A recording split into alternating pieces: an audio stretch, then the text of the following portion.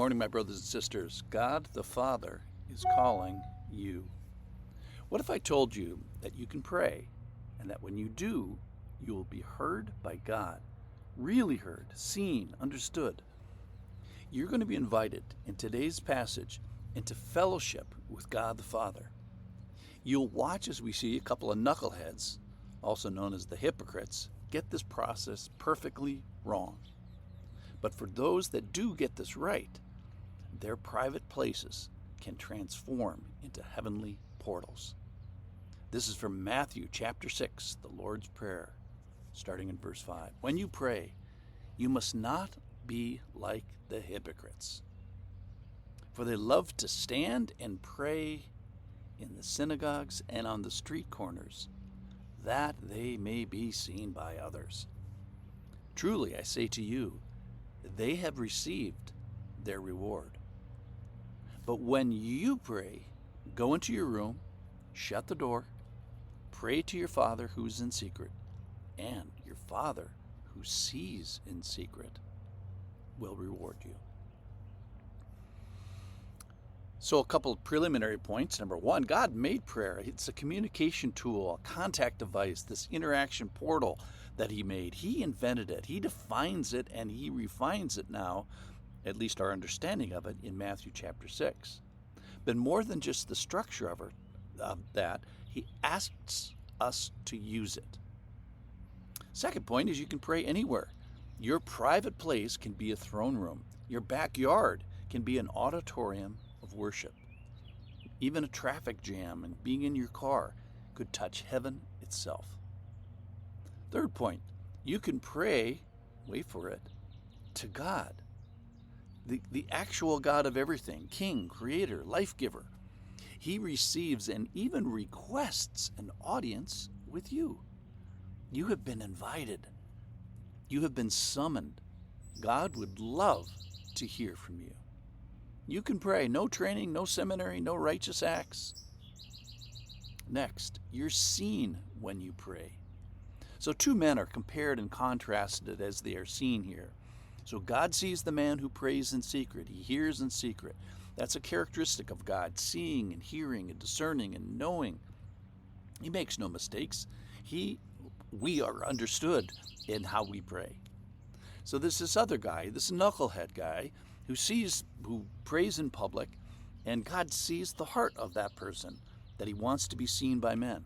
And in a sense, this knucklehead, this hypocrite, is praying to men. He's getting the target of prayer wrong, and he is called hypocrite in the passage. So here's how to pray wrong. Stand in the wrong place, that you may be seen by the wrong eyes, that you may request the wrong things. So when you pray, you're seen. Back to our point. On one hand, this is terrifying, that all our thoughts, all our efforts are before him. And remember, his judgment, and read Matthew chapter 5 and 6, his judgment is accurate in the good stuff, such as generosity. It's also accurate in the bad stuff. Lust, anger, pride, it's all described in Matthew 5 and 6. So when you pray, you are seen. On the other hand, it's comforting.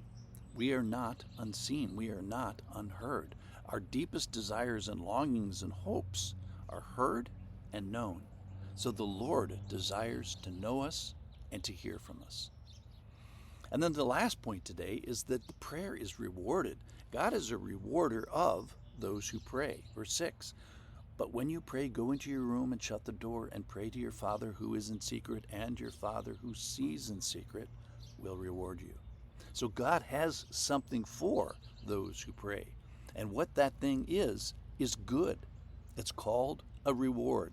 So this is a prize worth pursuing. Now, I don't want only to be a reward seeker, but I also do not want to be ignorant as to the economics of prayer. That is, that efforts are met with rewards. So let me draw just a couple of conclusions today. Everybody prays and calls out somehow and yearns for something, someone. So let's put direction to it. Let's yearn for God himself. And similarly, know that God yearns for you. He wants to hear from you and waits for you.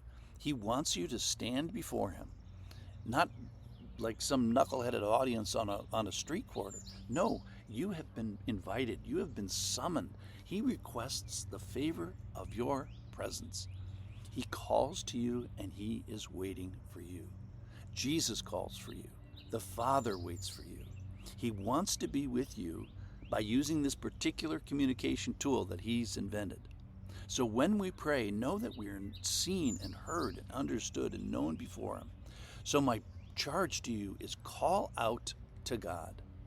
Call out to God privately, sincerely, non-complexly, simply, that is. And what do I want you to do as you finish this 6 minutes here? Pray, simply, privately, personally, in response to this pathway, this portal that God has made accessible to us. So in response to his desire that you use it, that you say yes to the invitation. So let's RSVP to God.